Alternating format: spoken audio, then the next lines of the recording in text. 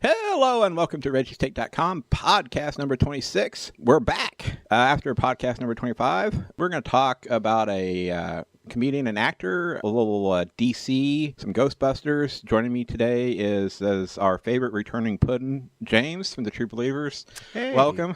What's up, Mr. R? If I was to say the name Jerome Silberman, would you know who I'm talking about? Well, no, but I am going to take a guess because we already talked about who we're going to talk about. But no, absolutely not. Nah. Who is this? Okay, well, it was Gene Wilder. Okay. That was his name he was born with. Jerome Silverman. Interesting. Yep, Silberman. Born in Milwaukee. The legendary comedian and movie star passed away on... Milwaukee? Yeah, Wow. Born in Milwaukee. He passed away on Sunday, August 28th of 2016 at his home at the age of 83. Died from complications due to Alzheimer's disease. He received 2 Oscars nominations during his career, one for his role in The Producers and one for co-writing Young Frankenstein with Mel Brooks.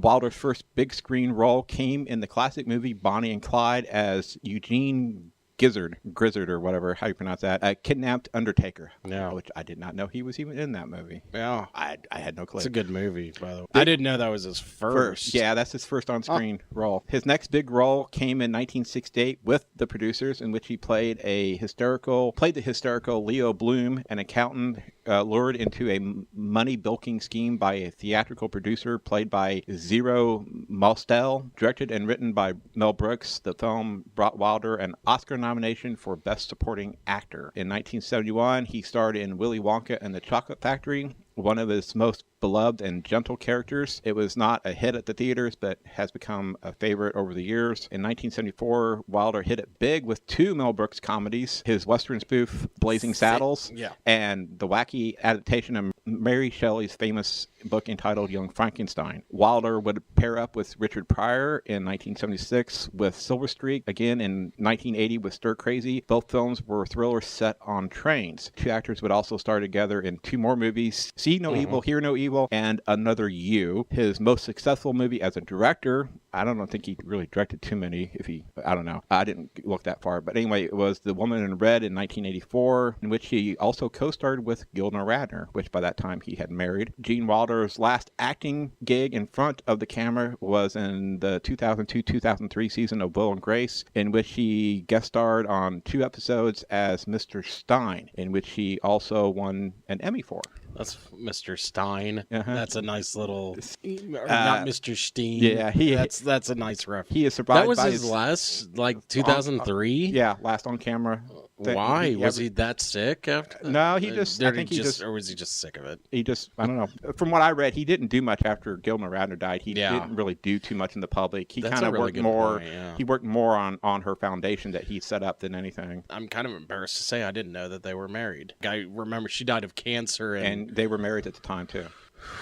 Yeah. Wow. She died when? That was late 80s. Late 80s? 88, 89, somewhere there. I ran across it, but I did not write it down. Yeah. So she died after Jim Belushi? Yeah. Okay. For some reason, I was thinking she died before. Okay. No, yeah, they met in 1982 on the set of some film, and then were married. I think I read somewhere in 1983. So when they did Woman in Red, they were married. Wow, and co-starred together. I didn't know that. Yeah. One of my favorite lines from The Blazing Saddles, which I had to find and copy, is his character of Jim is consoling the character of Bart. I love this little line. What'd you expect? Welcome, Sonny. Make yourself at home. Marry my daughter. You've got to remember, these are just simple farmers. They are people of the land, the common clay of the New West. You know, morons.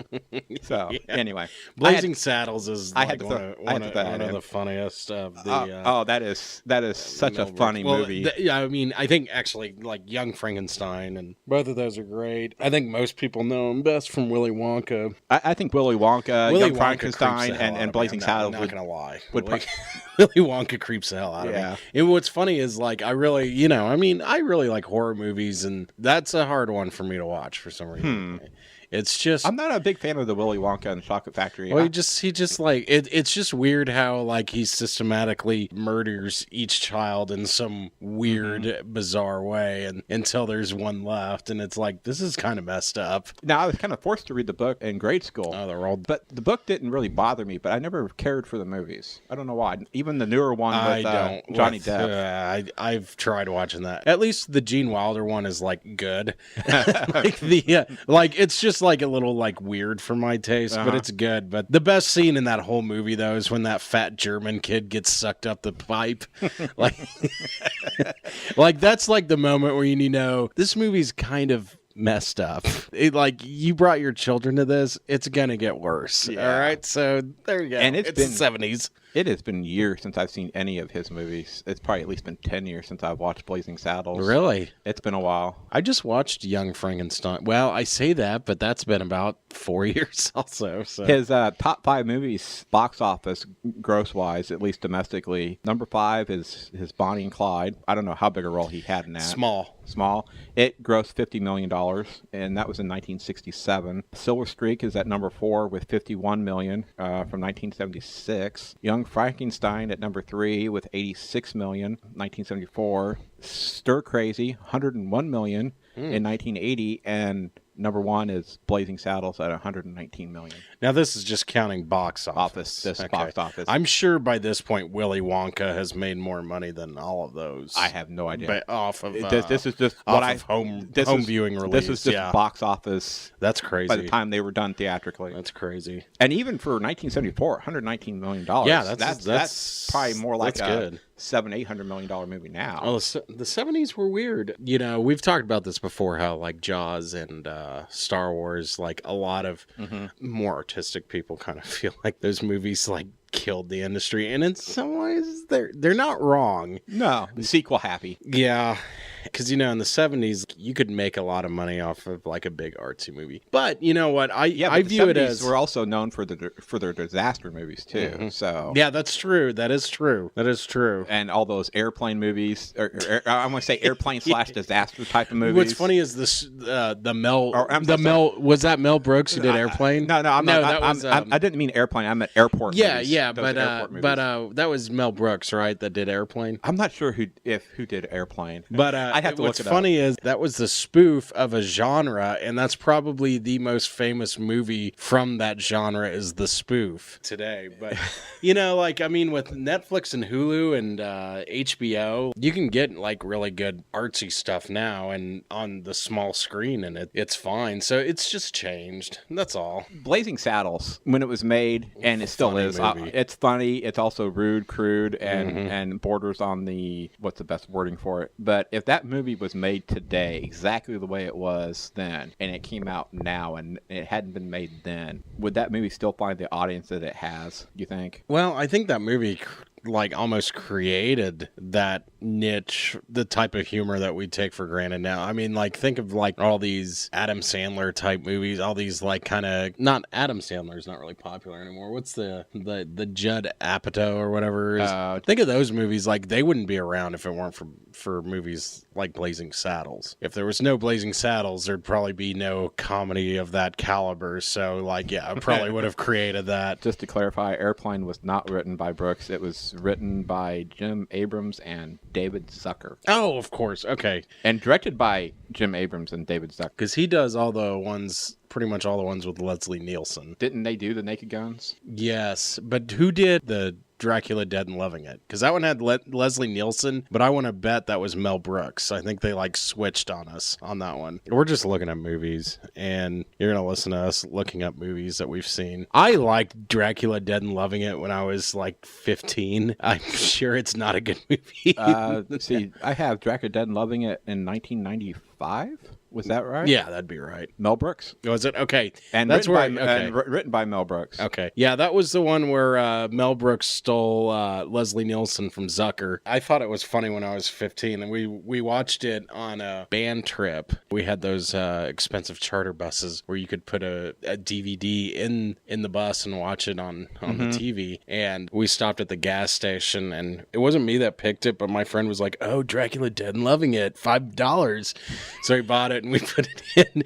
So I always have this like fond memory of like watching this stupid movie on a bus trip home from school, and I thought it was hilarious.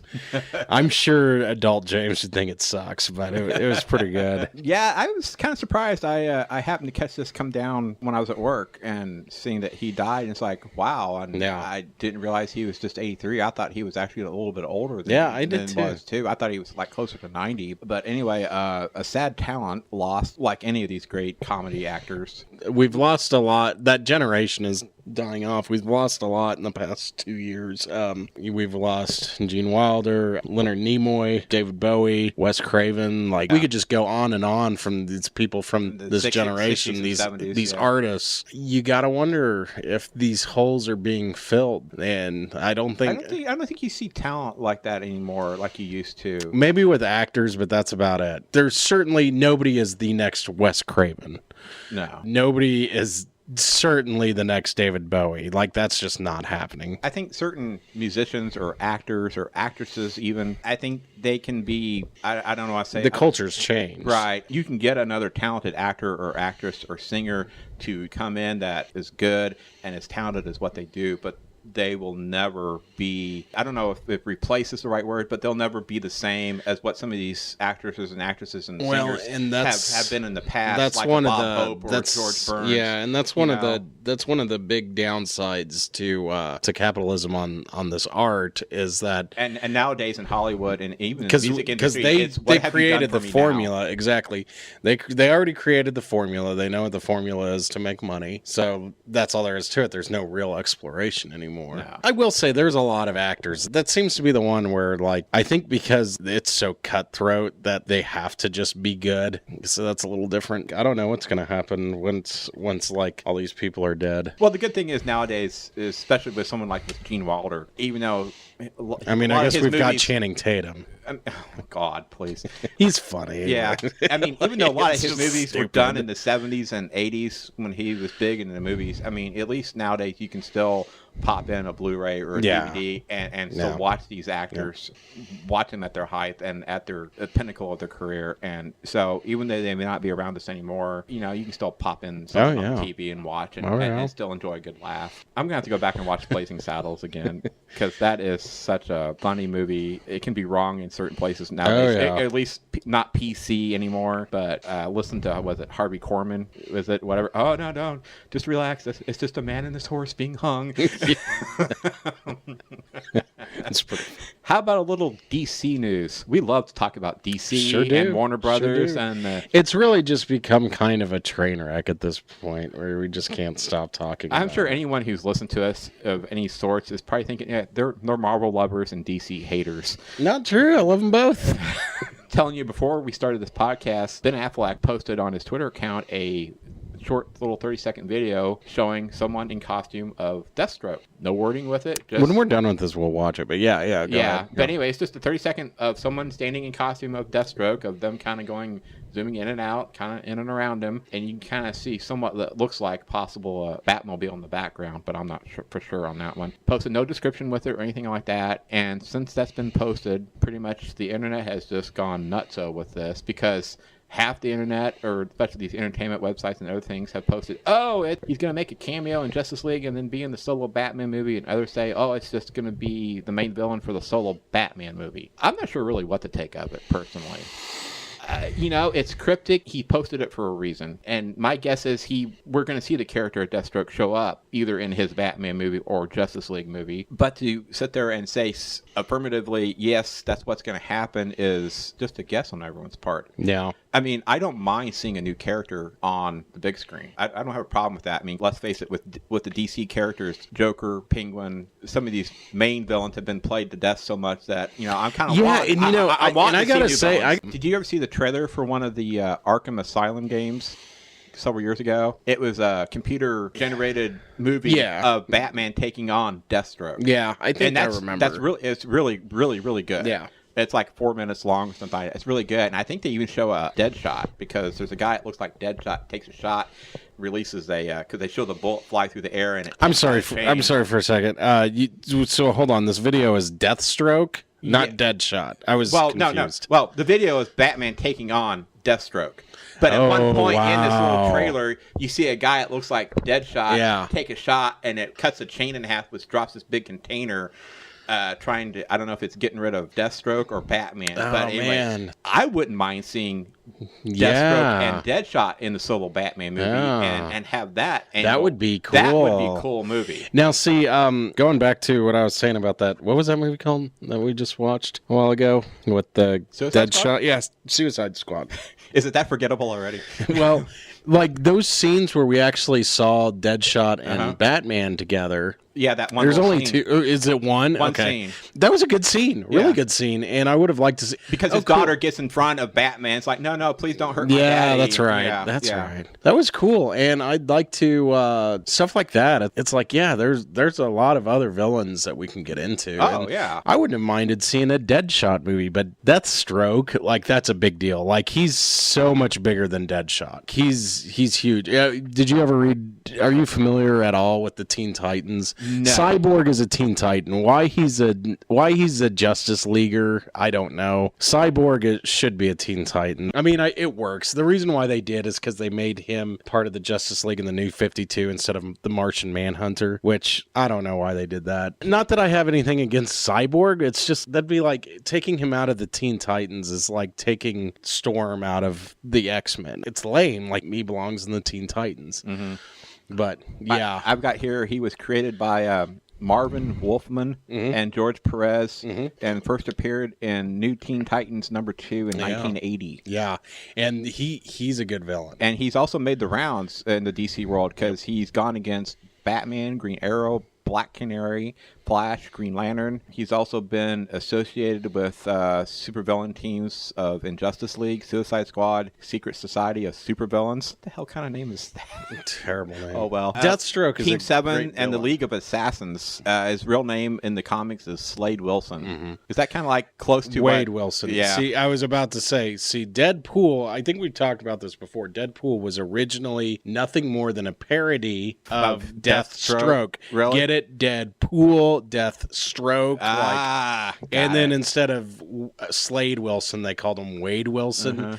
And then somehow he became, it's sort of like what we were talking about with Airplane, the spoof just became more popular than what it was spoofing. But yeah, Deathstroke is, like, he's a great villain. Now, sitting there reading up on Deathstroke, he's had... Like, if you ever get a chance to read some of those old Teen Titans, they're not as good as, they were like in competition with X-Men at the time. That's when X-Men was like the best comic ever. They're not quite as good, but they're good. They're really good.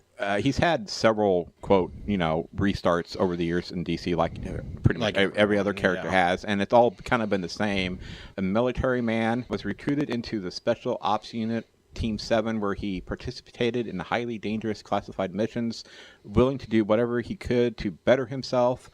Slade underwent an experimental procedure that granted him enhanced speed, strength, and intelligence, effectively making him the world's greatest soldier. Following the disbandment of Team 7, an embittered and jaded Slade would use his powers as a mercenary for hire and quickly gained a name for himself in the criminal world as the man to call when you want the job done. He has a heightened speed, strength, senses. Greatest assets come from his incredibly high intelligence. And, if he's anything like what I've read up on, I think it'd be fun to see. He belongs in the Batman standalone movie. Don't put him in the stupid Justice League movie. I don't see how you put him in the Justice League movie and do him justice, because the only way I could see him, or I'd be okay with possibly even seeing him in the Justice League movie, is kind of have the Justice League movie opening in some sort of James Bondish way where Batman's going after somebody. You're not quite sure who at first. Then you realize, oh, it's Deathstroke, but he gets away, and at the same time, Wonder Woman or whoever's trying to get a hold of him, hey, I need you, whatever, where are you at? I'll be there in just a minute, ends up losing him. And then after that, you never see him again.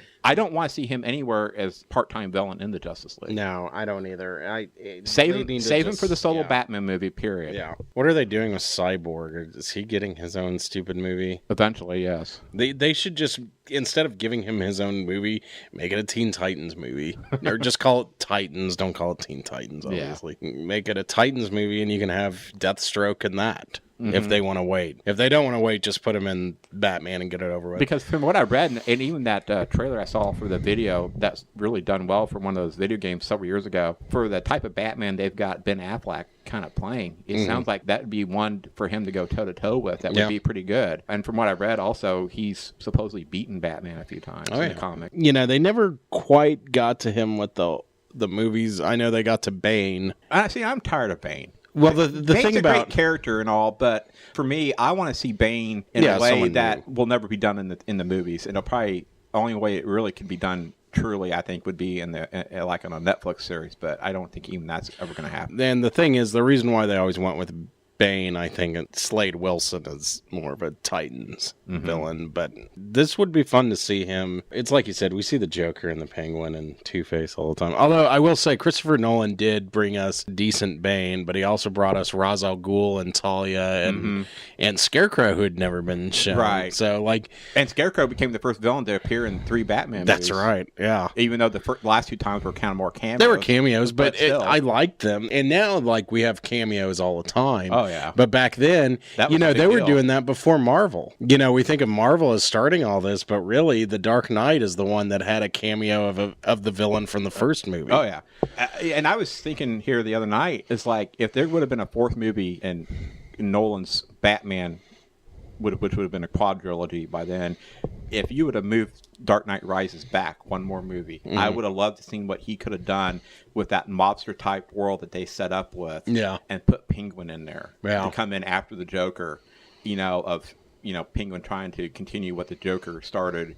I'd love seeing what he could have done with the Penguin character. Oh, yeah. Because I was never really in love with the Penguin character that Tim Burton created when Batman Returns. No. I mean, it was okay for the time. Danny DeVito's great. But yeah. I'd rather see a more true adaptation, and I would have loved seeing what Christopher Nolan would have done of any of the other Batman main rogue villains out there. I would have loved seeing what he would have done. The one that before it was announced that it was like I think everyone knew Catwoman was going to be in the 3rd one, but before it was announced, before Bane was announced, a lot of people were leaning towards Riddler, and I didn't want to see a Riddler in it. Me neither, and I'll tell you why. Riddler would have been the exact same thing as Joker. Yeah, that's why I would have rather seen. And I like the Riddler, but it would have been the exact same thing. There's no way around. The Riddler is pretty much just the Joker, but except instead of telling jokes, he tells riddles, and that's about it. Right. I mean, that's why I've said I would have rather seen what he could have done with the Penguin. Yeah. I really think he could have done the Penguin justice. And since we're on kind of Christopher Nolan's Dark Knight trilogy, Joseph Gordon-Levitt's been doing interviews for his upcoming movie about... Who, as we all know, was on Third Rock from the Sun. That was a great show when it was on. Actually, it was pretty funny. It was funny. Especially the first 3 or 4 years were really funny. He was asked doing an interview about, in promoting his Snowden movie, as I said, was asked about whether he had hoped he could have reprised his role as John Blake in a sequel to The Dark Knight Rises, where he would have, as they said, presumably taken up the mantle of Batman. And this is what he had to say, which I don't really have a problem with it personally. He said, quote, "I know we're all used to the sort of Marvel movies which are just kind of an endless series. They don't really have a beginning, middle, and end, but I think Nolan very much thought of that movie as a conclusion, and there's a theme that runs through all 3 of those movies that begins in the first movie, runs through the second movie, and it concludes in the momentum where he says that Batman is more than a man. Batman is a symbol, and to have another man other than Bruce Wayne becoming Batman at the end of that trilogy, I think that's the perfect ending to that story." Totally agree. 100%. Yeah. That's how I felt from the beginning. Oh, yeah. Yeah. Now, and I've said before, my problem with that whole trilogy is Nolan sticking the stupid little sighting of Bruce Wayne overseas with that nod with Alfred. I did not like that. No. Because either the guy's alive or the guy's dead. Don't tease me of trying to make my own conclusion. No. That's my whole big problem with that, into that trilogy. Other than that, the whole series is great. Probably considered one of the best Batman trilogies ever out there. The best. Even if Ben Affleck gets 3 Batman movies and are let's say, successful or one of the best movies of the DCEU. They're not going to compare to that. I mean, but it'd be different. The ones that Nolan did were, it's like you said, they were actually about something. They weren't just comic book movies, which there's nothing wrong with, but they were like actually about a story. And it was set in a grounded reality Batman-ish type world. It wasn't set where you got all these other supervillains or superheroes in and around in the world. It was just Batman, and that was it. Yeah. And I think he did it right. He really did. I think that's what DC or Warner Brothers should be looking at for their current problem, but that's all they're looking at is, well, those movies were dark. It's like, yeah, but there's so much more to that. Okay, the Nolan trilogy is dark, but I think what Warner Brothers is trying to do now is even darker. Oh, yeah. Well, they're taking it to a level that's just not needed. Yeah, it comes off juvenile. Right. I just don't get it. I mean, I love Batman. Batman's my favorite comic book hero ever. And Superman certainly, Man of Steel did not need to be that dark. Nowhere near that dark. No, not at all. Like it. Yeah.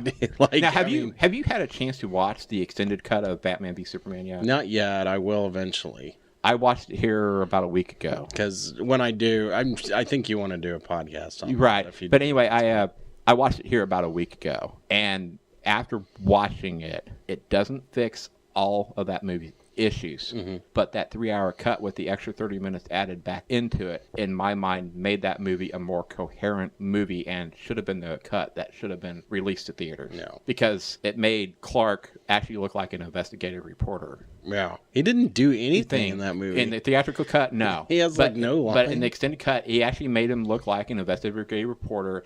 It brought a lot of things that didn't make sense the first time you see it in theaters, made a lot more sense. As I said, it didn't correct all its issues, but it was definitely a better version than what they released in the theater. So I don't know whose idea it was to chop it down by a half hour and put a PG-13 rating on it instead of, but hell, release the R version, put the 3-hour version out there. I think it would have done What did you think of the movies that came out this summer? They really weren't that good. I mean, Star Trek was amazing. Do you count Civil War as this summer? Oh, yeah. That was But here's April. the thing. If you look at 2016 as a whole, up to this point, there were a lot of movies. You can't really say there's been a definitive start to the summer movie season. Because you can go back to Deadpool with February. There's no definitive end to the summer movie season. Because in January, you got Kung Fu Panda 3, which the previous two movies of those were all released during the middle of the summertime. Yeah. All big hits.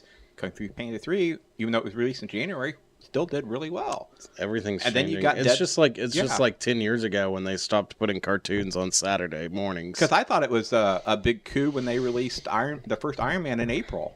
Yeah. And then all of a sudden Marvel started putting their movies kind of That was in April? That wasn't in May? No. Really? And then they kind of started releasing their, quote, beginning of summer movies in late April, instead of in May where it normally kind of gets started. And then I think it's just grown from there. Because there is no summer movie anymore. You don't have this defined May through August summer blockbuster movie season now, where now you're getting all these movies throughout the year, and it just doesn't stop. Yeah, because now November you get Doctor Strange, December you get another Star Wars movie. It just doesn't stop. No. And if you look at the release date scheduled for 2017, it's the same way. All spread out, all these big, quote, as they would say, tentpole movies spread out throughout the year. You'd have to wonder if it's affecting the box office totals on some movies later in the year that might have been hits that people get to the point of, there's been so many already. I'm not going to see this. We're going to see what's going to happen. Yeah. We'll see if this bubble bursts. Hey, are you familiar with Justice League Dark? Not a whole lot. Justice League Dark includes such characters, and this is just a very small portion of John Constantine, Raven, Swamp Thing, Dr. Mist, Frankenstein. So basically all the characters from kind of the supernatural part of the DC world. What was it? So it's basically all the characters from their Vertigo lineup. Anyway, they've tapped director Doug Liman, who's directed Edge of Tomorrow and The Bourne Identity. It's just two of his movies. He's now been hired to direct Justice League Dark. Oh my God. It was originally they wanted Guillermo del Toro, who was going to write and direct the movie. He would have been cool, yeah. He backed out. Now Del Toro's still going to be involved in a producer sort of way in the movie, but he will no longer direct. And it sounds like Warner Brothers is going to try and incorporate it into their DCEU in some way. Which, who says you have to incorporate this into the DCEU? Just make it a standalone. dark Justice League type I'd be fine movie and with let it that. go. Yeah, I'd be fine with that. You don't have to bring it into this universe. Because I kind of feel like Zack Snyder's DC universe is dark enough. Right. You don't need some weird supernatural type of. And this stuff is like Swamp Thing. Swamp Thing is amazing. Swamp Thing should be.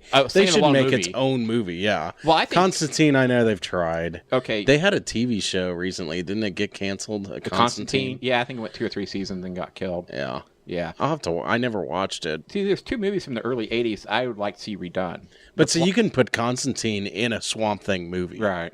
You can have him, he's investigating and, there's a Swamp Thing, Yeah. I mean, it's fine. Swamp Thing is, really one of the best comic books ever Did you ever see made. the Swamp Thing movie Yes, from I the did. early 80s? And speaking of... With Adrian Barbeau yes, or whatever. and we mentioned his name earlier. That was directed by Wes Craven, who did... Really? Yes, it was. Cool. It was Wes Craven's... Was it one of his first? Or?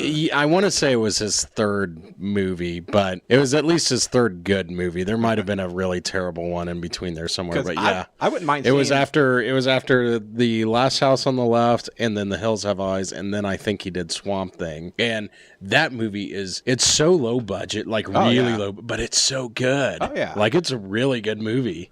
I wouldn't mind seeing the Swamp Thing redone by itself and Flash Gordon. I think those are two movies from the early 80s that if there's any movies from the early 80s that deserve a reboot or a remake, those are the 2 movies that deserve a chance. And yeah, with Swamp Thing, like I said, if they want to sneak Constantine in there, go for it. Yeah. Because we know who Constantine is now. He's been in a lot of movies that nobody liked. And you could release Swamp just put him in there. And you could release Swamp Thing sometime in October, kind of take advantage of the Halloween crowd. That movie's really good. I'll let you borrow my comics. Alan Moore did the comics. They are Alan Moore did Watchmen. Mm-hmm. They are some of the best comic books ever. As far as regular comics, I'm not counting graphic novels, it might be my second favorite batch after Chris Claremont's X-Men run. Well, and of course Stan Lee's Spider-Man. As far as literarily speaking, Swamp Thing is probably the best comic ever. It's so good. It's been years since I've seen Swamp Thing. It was probably early 80s. It was on Netflix for a while. And the only reason why I happened to see it was because my parents at that time was one of the rare times they actually had cable. And it was free HBO or something like that. And it happened to be on HBO and watched it. And I loved it as a kid. I don't know if I would feel the same way about it now because it's been so long as an adult. I watch it once every couple of years. I'm a big Wes Craven fan. Uh-huh. It's a good movie. Does it still hold up? Does it still hold up? The costume design and everything was bad even for the 80s. It was really low budget. But as far as story and, even though it's low budget, when what do you call those? The hover boats? What do you call those? I know what you're talking ride about. on the swamp? Yeah. When those things explode, it's okay, that's pretty good effects. Probably because they were actually exploding real ones. Well, because you had to do more practical effects back then. You can't. I don't think they were miniatures, so it's good. I recommend watching it. You'd enjoy it. It's a really good movie. I'll have to find it sometime and rewatch it because it's been a long time since I've seen that movie. I'm not ending this podcast right yet, but of the 2 subjects I have left, I'm going to save the better one for last. Sure. We talked about Ghostbusters. We both saw the Ghostbusters movie this year. Yeah.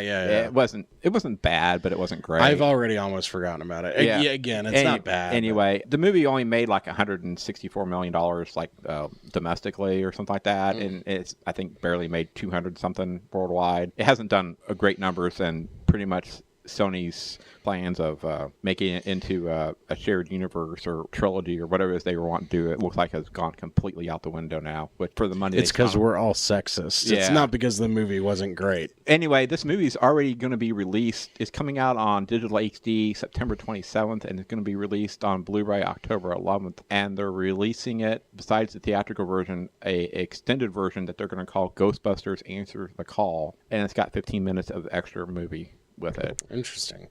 So, but that anyway, for those of you, that movie wasn't bad. Has that become? No, it really wasn't bad. It's would we give it a C+? I think we both gave it C's. It wasn't necessarily as bad as we thought it was initially, but it wasn't. It could have been so much better. I'm sure, a lot of people think that people set the bar too high. I'm sorry, they set the bar high. If you're gonna essentially bait people and troll people, you're going after the internet, which is inherently sexist and racist to begin with. So if you're gonna bait people and troll people who if you don't think this looks good, then you know what I'm saying? Like there was a lot of that, and it was surprising. And it's like, you read comments if you're gonna do that, then you gotta like make sure then you are setting the bar high yourself. Did you ever read some of the comments about that movie, Ghostbusters, that people had after seeing it, or after people would post reviews and in the comment sections? I didn't. Oh my God, some people were just outright stupid. No. I mean, blasting the movie because it had 4 women in the lead instead of guys. Of course. And it's like, grow up and get into the 21st century. And by the way, great cast. Yes, I mean, because you and like I never, all of them are you and I never had a problem with the leads being 4 women. It was just more or less because they were trying to remake it and not make it a sequel in a certain sense.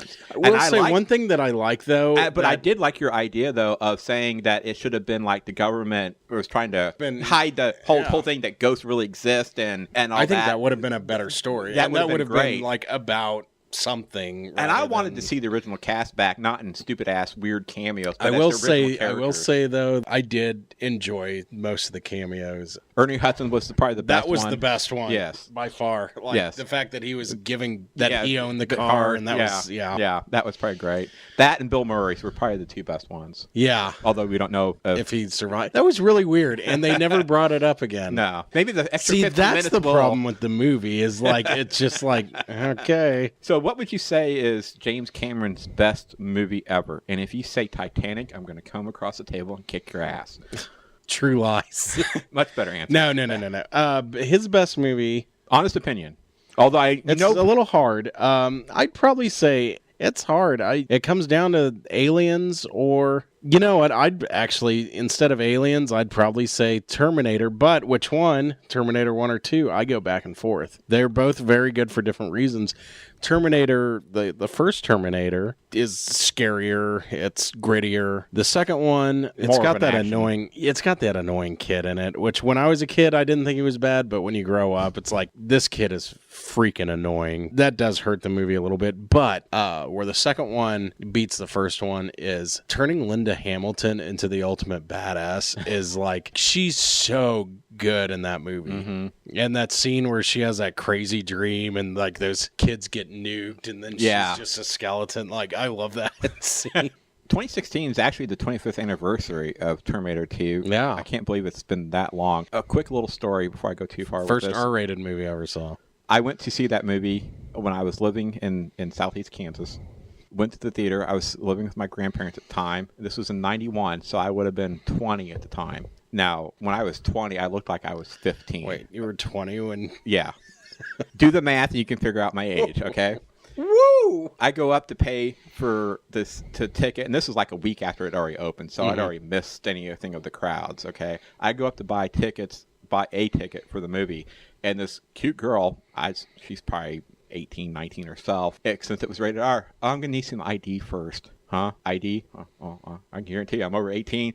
Pull out my wallet, show the driver's license. She looks at it. Oh, I'm sorry. And she apologized all over herself for asking to see my driver's license, but that was fine. I was too shy and stupid back then, but I probably could have extorted a date out of her for it, but I never did. Probably. You Casanova. Yeah, I know. And I had never seen the first Terminator when I saw Terminator 2. Yeah. I didn't even go back and watch the first Terminator. I think a lot of people didn't. I watched the first Terminator after I saw Terminator 2. It's like, okay, well, if the first one was anything close to what this one was, hell, I'll watch the first one.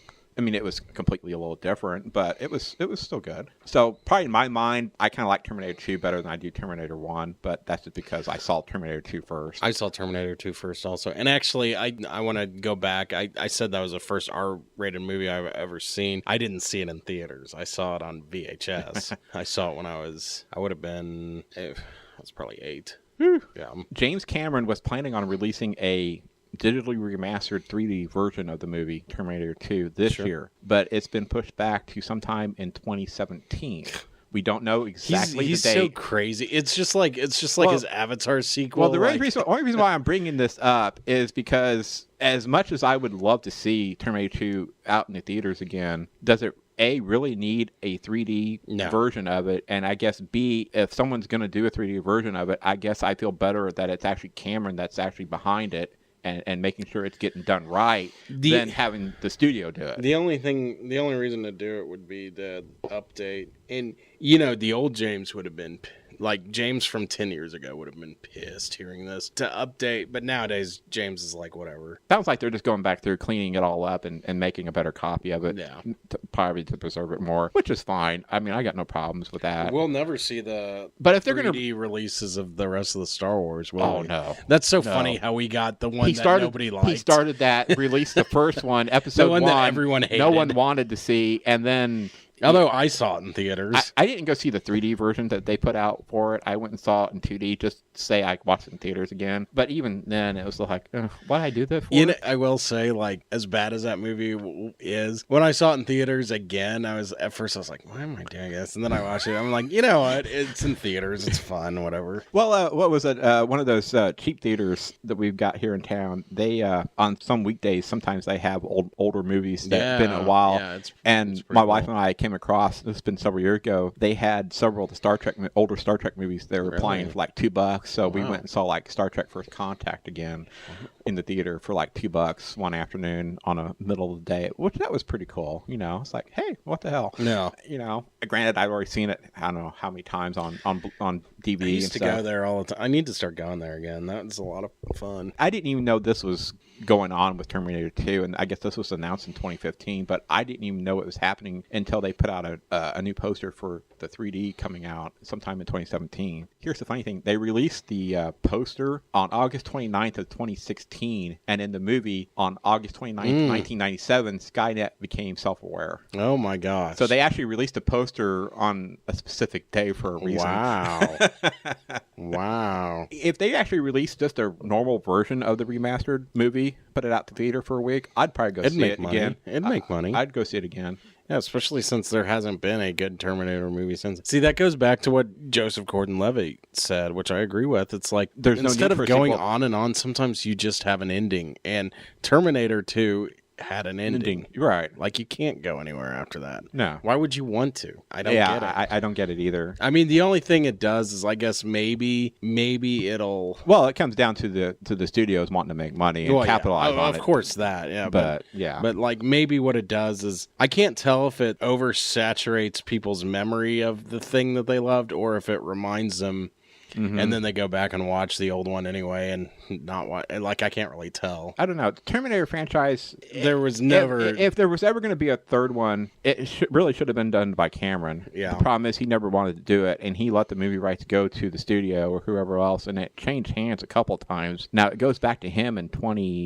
17 or 18, back to him, and I seriously doubt whoever has it now is going to try and capitalize on Terminator Genesis. Now, technically, it made money, but because it bombed so bad in the U.S., it did most of its money overseas. No.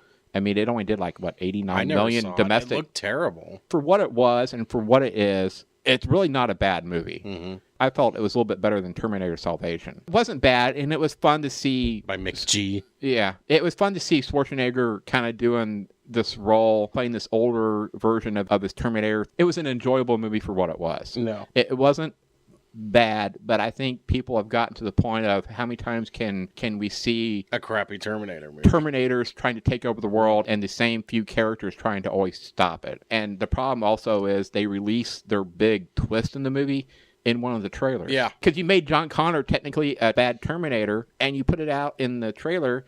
So your biggest twist of the whole movie, which would have gotten people in the theater going, holy crap, I didn't see that coming, they already knew about it before you ever went in. So it lost any sort of surprise by the time you went and saw it, which if you'd have thought about it for a second, you wouldn't have done that. But then again, that was probably some studio's head's decision, like, oh, well, we got to have them put him in the theater, so let's just show them now, which wouldn't make sense to me anyway. But Well, Sony is a mess.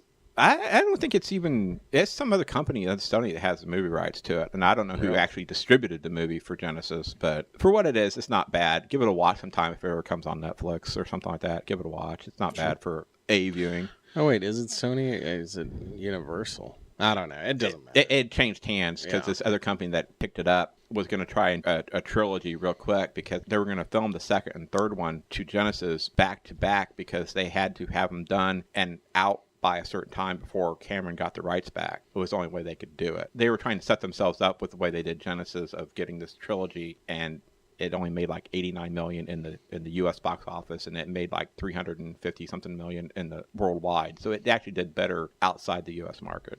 Go figure. That's all I really got on this podcast. Not a whole lot. I know. Fantastic podcast. Oh yes, I know. We're going to be talking a little bit about some animated and a particular animated comic, Batman. but we're not going to tell you what. You'll have to turn over to the True Believers to find out. That's right. Thanks for joining me as always. Absolutely. You can find James's links to his True Believers Facebook or YouTube on my website, reggie'stake.com. You can follow me on Twitter, Facebook, find my podcast on YouTube as always. Thanks for listening, and we'll talk at you later.